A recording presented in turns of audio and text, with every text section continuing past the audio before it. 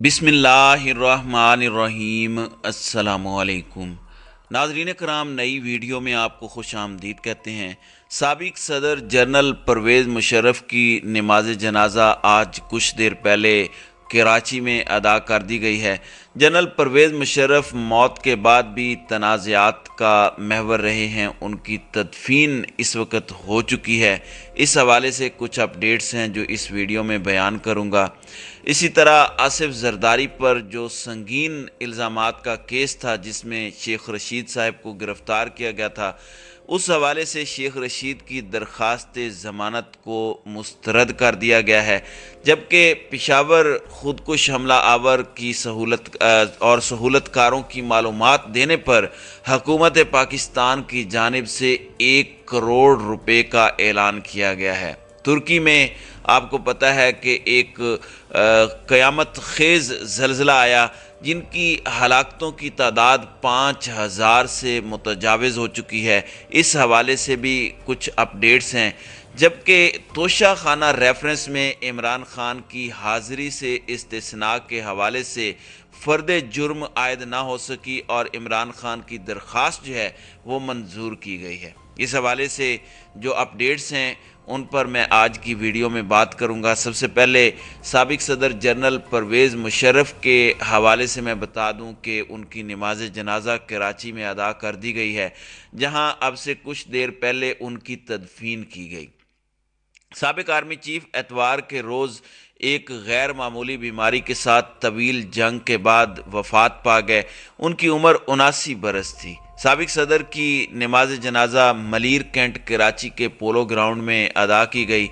काला पुल जनिसर गोट के करीब वाक़ आर्मी कब्रिस्तान में उन्हें सपुर्दे खाक किया गया। नमाज जनाजा में साबिक army chief general Qamar Javed Bajwa, Ashfaq Parvez Kiani और जनरल असलम बेग ने भी शिरकत की। ऑल पाकिस्तान मुस्लिम लीग की तश्कील के बाद से परवेज़ मुशर्रफ के कराची में तर्जुमान ताहिर हुसैन ने बताया कि MQM पाकिस्तान के रहनुमा खालिद मकबूल सिद्दीकी, डॉक्टर फ़ारूक सत्तार, मुस्तफ़ा कमाल और इसी तरीके से दीगर कई मसलन PTI के रहनुमा गवर्नर सिंध इमरान इस्माइल ने भी नमाज जनाजा में शिरकत की। अगरचे हुकाम की जानिब से उनकी तदफीन से मुतालिक कोई बयान जारी नहीं किया गया, लेकिन इससे कबल अपने एक बयान में साबिक सदर के करीबी साथी ने कहा था कि जनरल परवेज़ मुशर्रफ की तदफीन मुकम्मल रियासती और फ़ौजी प्रोटोकॉल के साथ की जाएगी।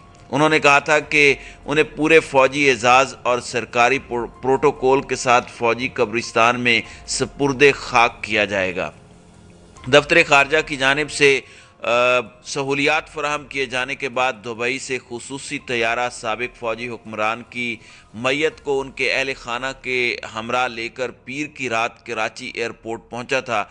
मिलिट्री पुलिस की भारी नफरी के हिसार में उनका ताबूत कंबाइंड मिलिट्री हस्पताल मलीर कैंट ले जाया गया। तैयारा उतरने से चंद घंटे कबल ही मिलिट्री पुलिस ने पाकिस्तान रेंजर्स के हमरा कराची एयरपोर्ट के ओल्ड टर्मिनल को अपने हिसार में ले लिया था, जबकि इस दौरान मलीर कैंट जाने वाले तमाम रास्तों पर सख्त सिक्योरिटी देखी गई। नाज़रीन कराम, दुबई में पाकिस्तान के कौंसलेट जनरल ने साबिक हुक्मरान की मैयत की वतन वापसी के लिए NOC जारी किया था। जनरल परवेज़ मुशर्रफ तकरीबन 9 साल तक आर्मी चीफ रहे। वो साबिक वज़ीर आज़म नवाज शरीफ की हुकूमत का तख्ता उलट कर बरसरे इक़्तिदार आए थे। वो 2001 में पाकिस्तान के 10वें सदर बने और 2008 के अवाइल तक इस ओहदे पर फाइज रहे। परवेज़ मुशर्रफ पर मार्च 2014 में 3 नवंबर 2007 को आइन मुअत्तल करने पर गद्दारी के मुकदमे में फ़र्द जुर्म आयद की गई थी और 17 दिसंबर 2019 को खुसूसी अदालत ने परवेज़ मुशर्रफ को संगीन गद्दारी केस में सज़ाए मौत सुनाई थी। जनरल परवेज़ मुशर्रफ मार्च 2016 में इलाज के लिए दुबई गए थे और उसके बाद वो पाकिस्तान दोबारा वापस नहीं आए। जनरल परवेज़ मुशर्रफ तनाज़ात से भरी ज़िंदगी गुजारने के बाद उन्होंने वफ़ात पाई। पार्लियामेंट के दोनों ऐवानों में कानून साज़ों में इस बात पर नोक झोंक भी हुई कि दोबारा आइन को मुअत्तल करने वाले जनरल परवेज़ मुशर्रफ के लिए दुआए मग़फ़रत की जाएगी या नहीं। इसके ऊपर भी शदीद एहतजाज किया गया। बहरहाल وہ اللہ تعالیٰ کے حضور حاضر ہو گئے۔ اللہ تعالیٰ ان کی مغفرت کرے، ان کے درجات بلند کرے اور جنت میں انہیں اعلیٰ مقام عطا فرمائے، آمین۔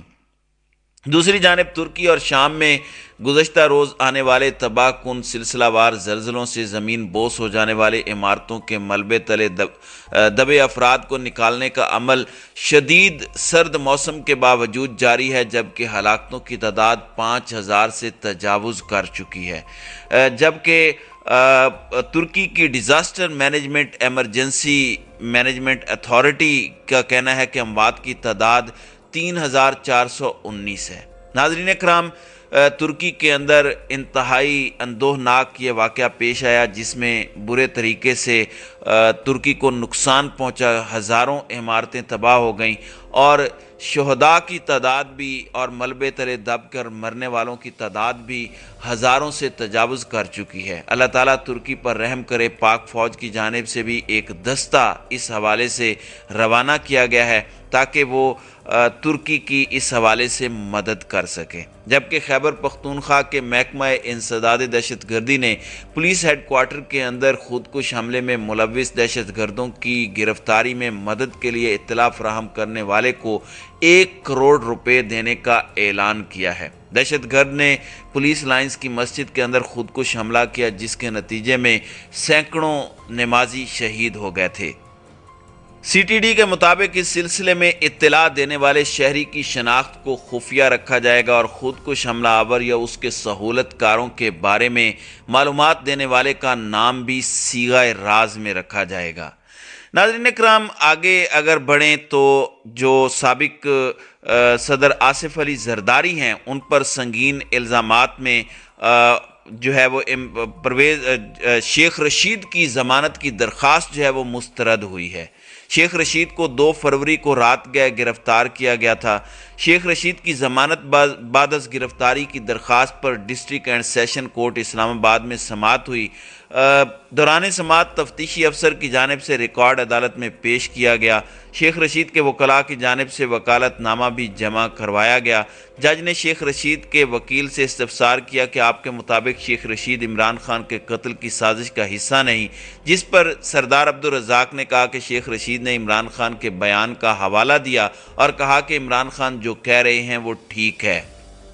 وکیل سلمان منیر نے کہا کہ شیخ رشید دوران حراست بھی قابو میں نہیں آ رہے۔ مدعی کے وکیل کی جانب سے شیخ رشید کی درخواست ضمانت کی مخالفت کرتے ہوئے کہا گیا کہ ضمانت ملنے پر شیخ رشید شہریوں میں اشتعال پھیلائیں گے۔ جو بندہ حراست کے دوران بھی بیانات سے باز نہیں آ رہا وہ باہر آ کے کیسے رک سکتا ہے؟ فریقین کے دلائل سننے کے بعد جوڈیشل میجسٹریٹ عمر شبیر نے شیخ رشید کی درخواست ضمانت پر فیصلہ محفوظ کیا، جسے بعد ازاں جاری کرتے ہوئے ان کی جو اپیل ہے وہ مسترد کر دی گئی۔ دوسری جانب سابق وزیر اعظم عمران خان کے خلاف توشہ خانہ ریفرنس میں آج حاضری سے استثناء کی درخواست منظور کی گئی ہے۔ عمران خان کی جانب سے کیس لڑنے کے لیے 4 وکلاء کی ٹیم تشکیل دی گئی۔ سماعت کے آغاز پر عمران خان کی جانب سے طبی بنیادوں پر حاضری سے استثناء کی درخواست دائر کی گئی، جس پر جج ظفر اقبال نے استفسار کیا کہ کیا مچلکے جمع کرا دیے۔ اس پر عمران خان کے وکیل گوہر علی خان نے بتایا کہ جی عمران خان کے ضمانتی مچلکے کل جمع کرا دیے۔ جج نے ریمارکس دیے کہ ایسے حاضری سے استثناء کی درخواست دائر ہوتی رہی تو فرد جرم کیسے عائد ہوگی؟ سعد حسن نے اعتراض کیا کہ عمران خان ابھی تک عدالت کیوں نہیں آئے؟ کنٹینر پر عمران خان کو ناچتے ہوئے تو ہم نے دیکھا ہے۔ اس پر عمران خان کے وکیل علی بخاری نے کہا کہ ایسے بیانات نہ دیے جائیں جس سے لگے کہ منشیوں والا کام کیا جا رہا ہے۔ قانون کی بات کی جائے، یہ نہ ہو کہ ہمیں بھی بولنا پڑے۔ 15 فروری کو جج رخشندہ شاہین کی عدالت میں عمران خان کی پیشی ہے، اس کے بعد کی تاریخ دے دیں۔ اس پر الیکشن کمیشن کے وکیل نے کہا کہ عمران خان کے وکیل اپنے ساتھ میراثی لاتے ہیں۔ اس دوران پی ٹی آئی وکلاء کی جانب سے کمرہ عدالت پر انہیں میراثی کہنے پر شور شرابہ کیا گیا۔ پی ٹی آئی وکلاء نے کہا کہ ان کو کہیں اپنے الفاظ واپس لے لیں۔ الیکشن کمیشن کے وکیل منشی ہیں، ہمارے ساتھ سیاسی میدان میں مقابلہ کریں پھر جواب دیتے ہیں۔ اب ایڈیشنل جج ظفر اقبال نے محفوظ شدہ فیصلہ سناتے ہوئے عمران خان کی آج طبی بنیادوں پر حاضری سے استثناء کی درخواست منظور کر لی، جس کے سبب عمران خان پر آج بھی فرد جرم عائد نہیں ہو سکی۔ تو ناظرین اکرام، آپ کی اس ویڈیو کے حوالے سے کیا رائے ہے؟ آپ اپنی رائے کا اظہار کامنٹ سیکشن میں ضرور کیجیے گا۔